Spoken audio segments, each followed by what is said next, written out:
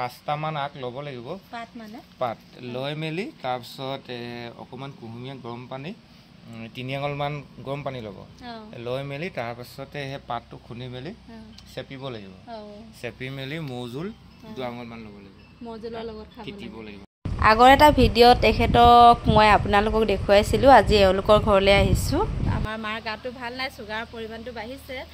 আহি তেওঁলোকৰ ঘৰত মানে বহুত ফুল আছে তাকে মই অকণমান ফুলৰ ডাল লৈ যাওঁ বুলি ভাবিছোঁ আপোনালোকক পৰিৱেশটো দেখুৱাই দিওঁ ইমান ধুনীয়াকৈ থৈছে এফালে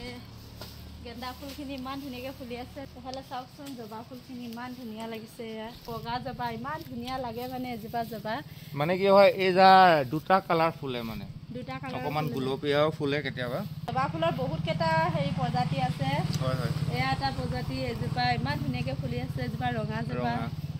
এই জবা ফুলটো বহুতখিনি ঔষধত লাগে ন লাগে লাগে মানে কি হয় এইটো বস্তুটো মাইকী মানুহ বহুত কিটা বেমাৰৰ কাৰণে মানে উপযোগী মানে মই যে নিজে প্ৰমাণ পাইছো দে মানুহে বিশ্বাস নকৰিব হেৰি কেতিয়াবা মানে কাটিলে বা বহুত বেয়াকে কাটিলে মানে যে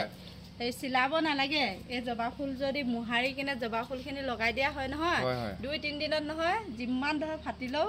জয়েন কৰি দিয়ে বস্তুটো জয়েন নহয় বস্তু শুকাই যায় ইমান প্ৰমাণ আছে এই জবা ফুলটোত আৰু এফালে বিছা ফুল ইমান ধুনীয়া লাগিছে চাওকচোন এয়া ডাল এটা দিয়কচোন ফুল বহুত ভাল পাওঁ মই গতিকে ইমান ধুনীয়াকৈ ফুলি আছে ফুল মানে লৈ যাব মন গৈছে এতিয়া খৰালি কাল যিহেতু আমাৰ তাত ফুল হ'ব বাৰিষাত নহয় এফালে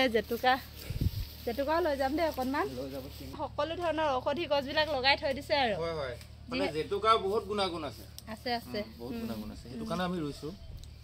ঔষধ দিয়ে তেখেতে গতিকে চব লগাই কিনে থৈ দিছে আৰু যিটো ঘৰতে পোৱা যায় ন তেখেতৰ মন্দিৰ এটা আছে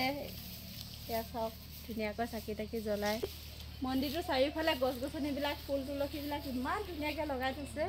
কিন্তু এই কেৰা বনখিনি খৰচ নমৰে নহয় ন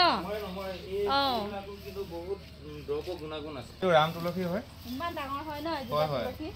আৰু এয়া চাওক ৰাম তুলসী এই কি কামত দিয়ে ই মানে এইটো হাৰ্ডৰ হেৰি দিওঁ আমি মানে যিটো হাৰ্ট হ'লে যে ভেলটো বেয়া হৈ যায় ন মানে এইটো আমি মৌজোলৰ লগত এইটো লিকুইড মানে বনাই মেলি দিয়া হয় এফালে দেখিছে এয়া হ'ল ৰাম তুলসী আৰু ই হাৰ্ট ভাল কৰি ৰাখে ন হাৰ্টটো মানে বস্তুটো ৰিফাইন কৰে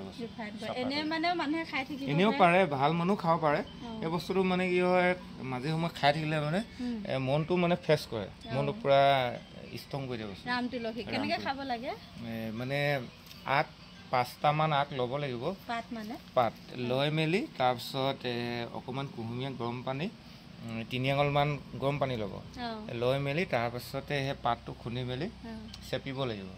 চেপি মেলি মৌজোল 2 আঙুলমান ল'ব লাগিব মৌজোলৰ লগত কিটিব লাগিব তেতিয়া হাৰ্ট ভাল হৈ থাকে হয় আৰু এফালে দেখিছে এয়া ৰাম তুলসী সচৰাচৰ আমি দেখি থকা তুলসীবিলাক সৰু হয় কিন্তু এজোপা চাওক কিমান ভয়ংকৰ আৰু ডাঙৰ হ'ব চাগে